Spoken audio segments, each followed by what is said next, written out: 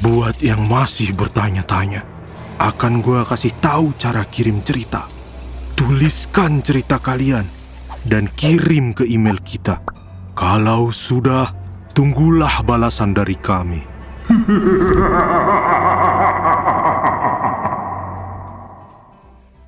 Peringatan, animasi ini dibuat dengan tujuan sharing pengalaman pribadi sang pengirim cerita. Dimohon untuk menghargai cerita tanpa menyudutkan beberapa pihak. Selamat menonton. Hai, kenalin. Gue Clara. Umur gue sekarang masih 18 tahun. Lagi masa-masanya cari kerja nih. Info loker dong. Bercanda ya.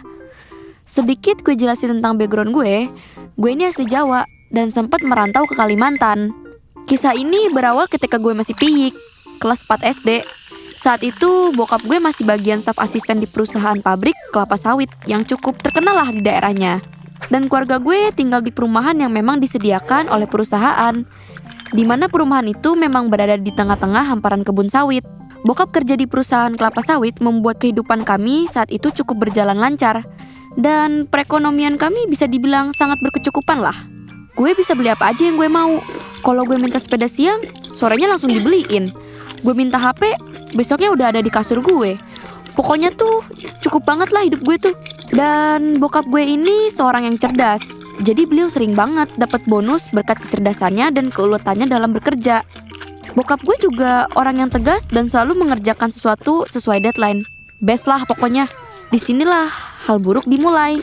Suatu hari bokap gue ditawarin promosi jabatan untuk naik pangkat menjadi GM alias General Manager di perusahaan tersebut. Dan GM yang sebelumnya akan diturunkan pangkat menjadi staf asisten, kayak tukeran jabatan gitu deh. Kesempatan emas ini tentu gak dilewatin bokap. Bokap gue pun setuju, karena ini peluang besar dan bisa jadi lompatan besar buat karirnya. Tapi, beberapa hari sebelum bokap diresmikan menjadi GM, sikapnya mulai aneh.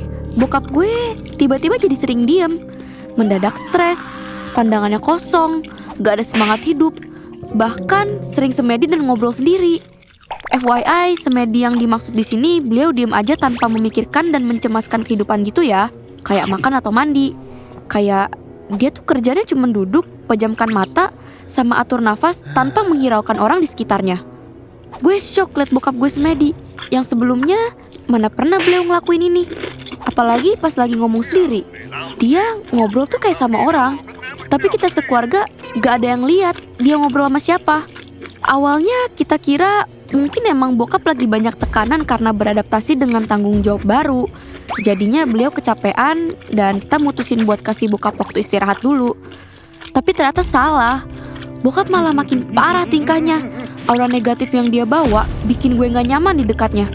Tiap gue di dekatnya tuh kayak merinding seluruh badan gitu loh. Bahkan beliau berani main tangan ke gue, nyekek gue. Beliau ngelakuin itu di luar kesadarannya. Gue yakin deh. Ya, karena yang beliau lakuin itu sesuatu yang gak pernah dia lakukan sebelumnya.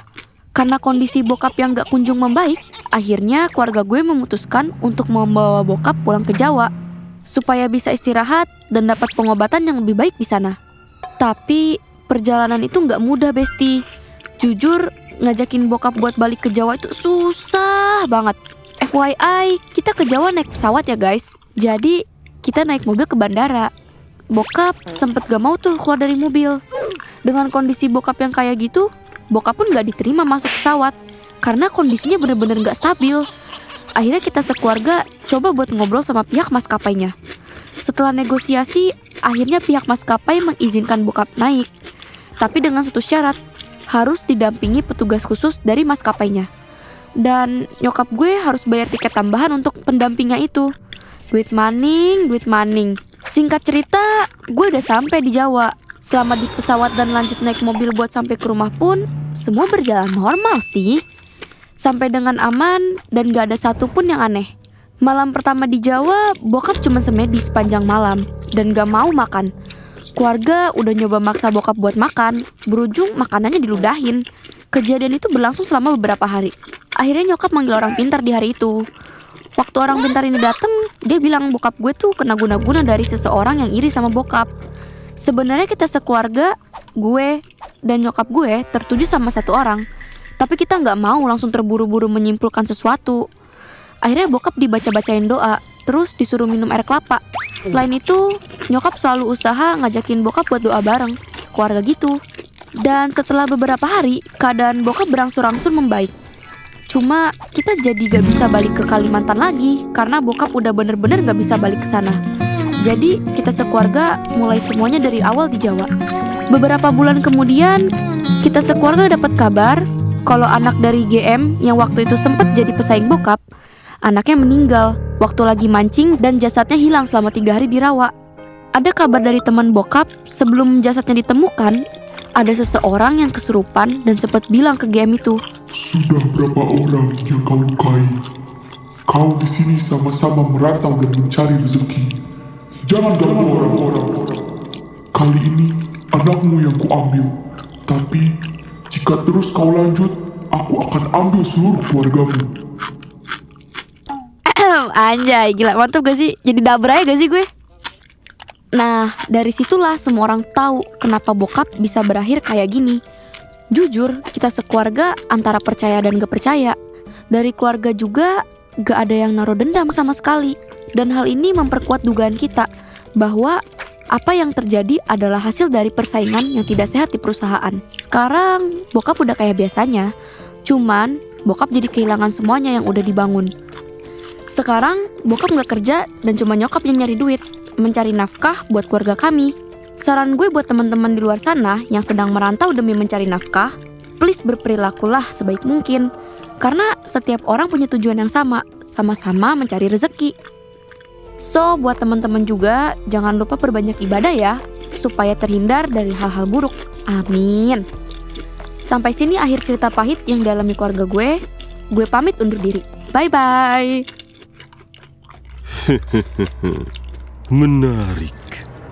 Jadi, apakah kalian yakin sedang menonton ini sendirian? Jika kalian suka, bisa klik like, komen, dan subscribe channel Gua Punya Cerita.